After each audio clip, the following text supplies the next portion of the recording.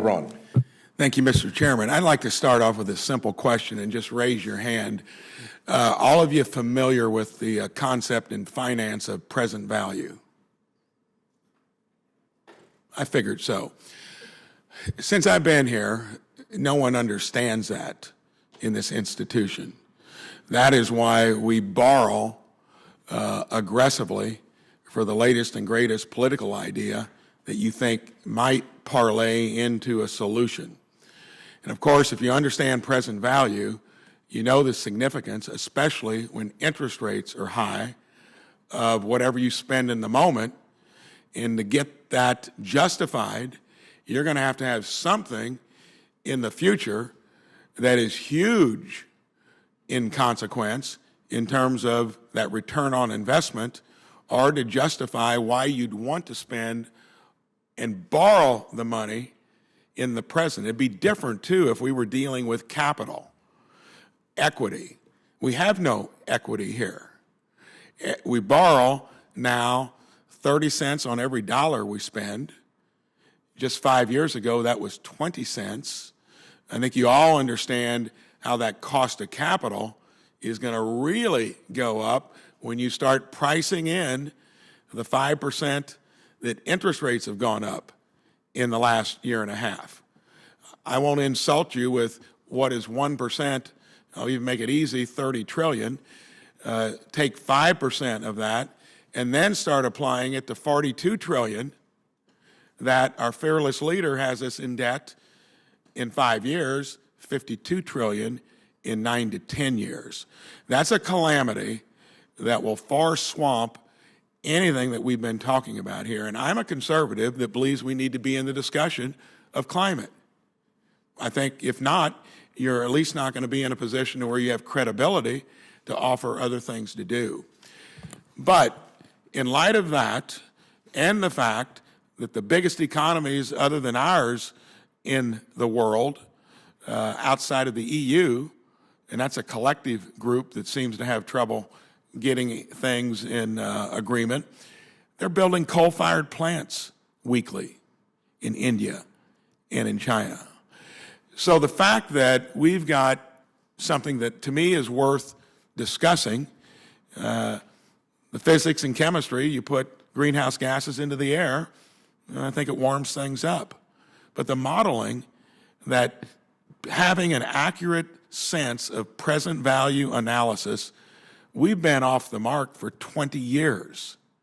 So that means the disproportionate part of the equation is all the money you're spending and borrowing in the present when we've not knocked anything out of the park. So I think my point would be maybe we ought to get back to budgeting. The fact that we haven't done that in 20-some years makes this very much an academic discussion. It means we're talking about something that we know might occur, but there's been almost zero credibility on plugging in the benefits that would accrue from spending and borrowing all this money. I'd like, again, a show of hands. Do you think that makes sense, what I've just said? I see 4 out of 5 think you do. That is better than most on a panel. So I guess my point is, let's redirect the essence of the Budget Committee to doing what you're supposed to do. The other issues are ancillary, and especially when we've been so long on this idea of trying to find out what actually the consequence is. To me, we've given up our energy independence. We've done so many things that tilt the whole analysis, which finance pays the bills. Government, just because you got the printing press in the basement and your credit card gets renewed every year, you can't be borrowing now $1 trillion every 6 months. I do think we need to be engaged in the conversation, but I think we're going to have other issues much more serious than what might occur that we've not modeled very well. And the only way you can have credibility of putting that much emphasis on it now is if you can tell us there's a tipping point fairly soon down the road, or else we're just going to borrow and spend ourselves into a place that'll be a lot worse than where the economy might go, supply chain and all that, due to climate. I'd like Mr. McNally to comment on it, and Dr. Rose. Let's start with Mr. McNally. Thank you, Senator. My clients ask me to predict what policymakers will do. And one reason why we predict there will not be sufficient action to achieve net zero is we look exactly at the problem you're describing. The budget problems of our country could be solved, as I understand it, in a couple weeks of legislative time. They could be understood by an 11-year-old with decent math skills, and it would not require getting China on board or anything else. If, solving global warming, a global central planning exercise, is climbing Mount Everest, fixing the problems you just described is a walk in Shenandoah, the Skyline Drive. Much easier to do mechanically, yet we can't do that. It's very difficult, as you know, you and your colleagues know better than me. It involves hard choices, but it's much more doable than achieving net zero. It's one reason why I'm cautious when advising investors about how much real action to expect on the climate front. Dr. Rose. Well, I'm going to show my age. I started working on environmental problems 50 years ago and interviewing businesses about how they were going to cope with air pollution control. And many of them told me it was going to bankrupt them, and we've found over the years that businesses rally.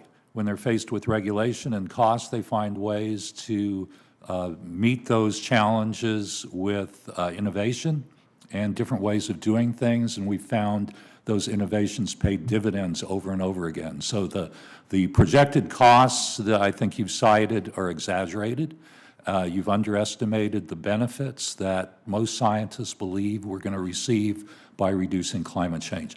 There are tipping points. The scientific community is universally agreed that 2 degrees centigrade increase in temperatures, average temperatures from the Industrial Revolution base is as far as we need to go, and many of them don't think we should go past. So do you think the modeling has been good to date? Yes, the climate modeling has been. So there have been people who have been cited. Senator Johnson mentioned 189 people signed a document led by 2 physicists. Well, physicists aren't climatologists.